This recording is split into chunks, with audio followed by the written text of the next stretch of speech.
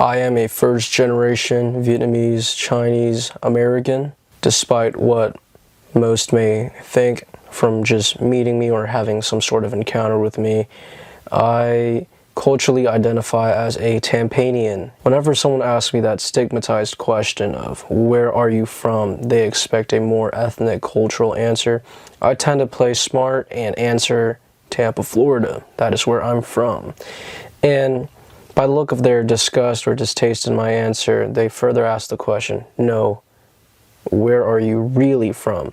I guess to answer that question, I am really from Vietnam, China, and Hong Kong as well. Why Hong Kong? I will go into that a bit later. Predominantly, I identify as a Floridian, a United States citizen, an American. Vietnam, China, and Hong Kong. And in no particular order have I ranked them from most favorite or most connected to me culturally. I would say the Vietnamese community in Tampa is the largest Asian community in Tampa. Therefore, growing up, anytime I was at an event backed up by Asian sponsors, it's usually Vietnamese sponsors in Tampa. China, wow, where do I even start? I know now that at least ancient China, right, has touched everything that mankind's known. Ancient China predates the Bible. Yeah, China's responsible for a lot of Asian values, core values that still stick with me to this day. Culture as well, very prominent throughout other Asian cultures.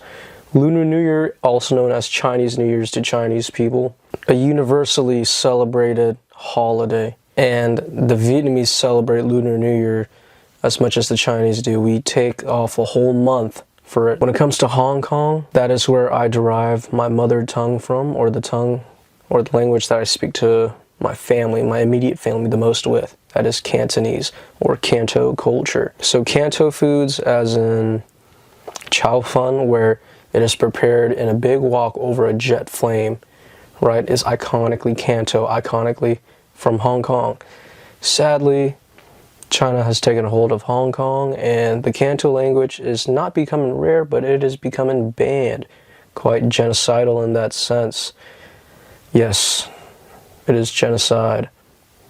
Nothing new to China. When it comes to Asian culture, wisdom or advice is given constantly and daily, repetitively as well. The ones that I get the most would be stay in school or know your role. Stay in school is something that I've heard all my life, more evidently so now than ever, because I do in fact would like to drop out, but what I like does not matter. Now, know your role is very important when it comes to Asian culture, specifically Vietnamese Chinese culture. Knowing your role will help you in identifying the person whom you are talking to, whether that is an elder, a relative elder, a distant relative elder, or in a professional setting, or those who are above you in superiority. In American culture, I have also been passed down wisdom from the old folks. Remember names. Remembering names is very important in relationship building.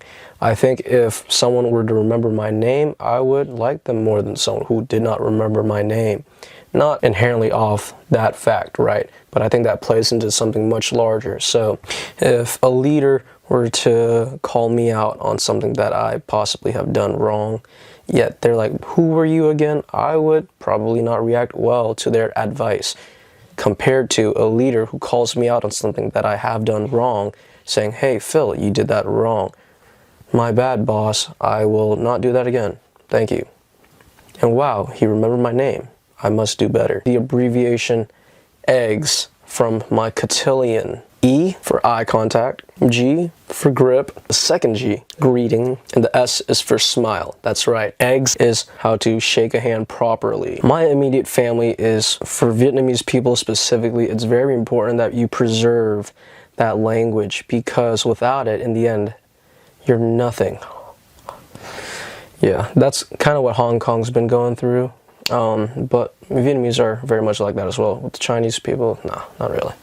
I have a good amount of core values. Do I adhere to all of them? Definitely not. One, make first impressions count. First impressions do matter. You don't want to give a good first impression and flop on the second meeting or whatever is going on. And if the first impression does not land well, that's where the second value comes in. Apologize if necessary.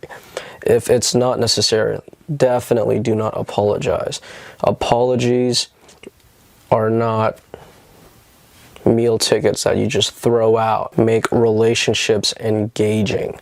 So this goes back to the first impression value, kind of, sort of. It shows other people, I feel like, that you actually care about them, which I do care about people sometimes, and I want those people to know that I care about them. So to do that, I would just call them up ever so frequently, or if a hurricane comes, I text them, hey, are you all right? Growing up, I've definitely had explicit and implicit messages thrown at me about the differences that I may carry amongst others who are normal, specifically in settings where I yearn for a sense of belonging, like the basketball court. My family originated from China. Some accomplishments would be my mom, who is a single parent, a homeowner in Florida, and her kids are not in jail. So, shout out to her. My father survived Ho Chi Minh's regime as well as Pol Pot's regime.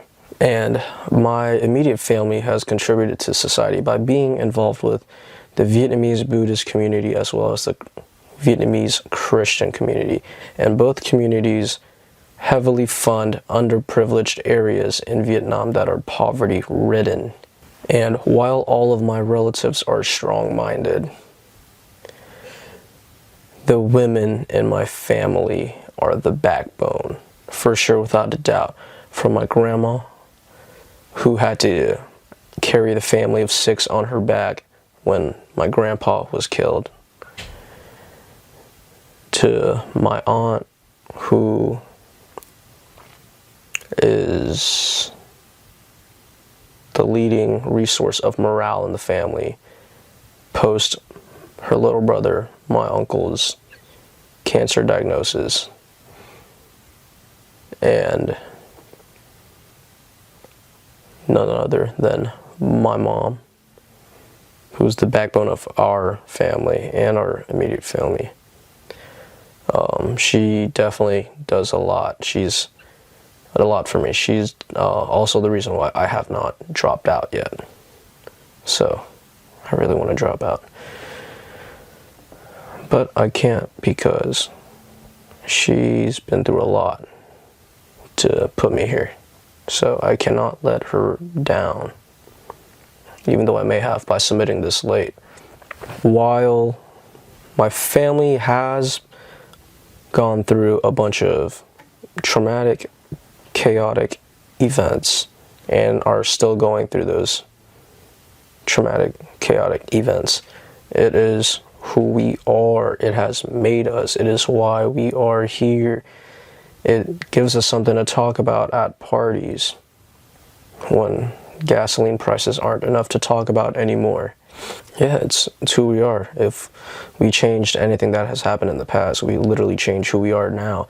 And that's just not my family. That's all these other horrific, traumatic, yet hopeful stories that you hear across immigrant families. It makes us humans complex, that we can go through this, yet not struggle in the end, kinda. So, there's that. Yeah.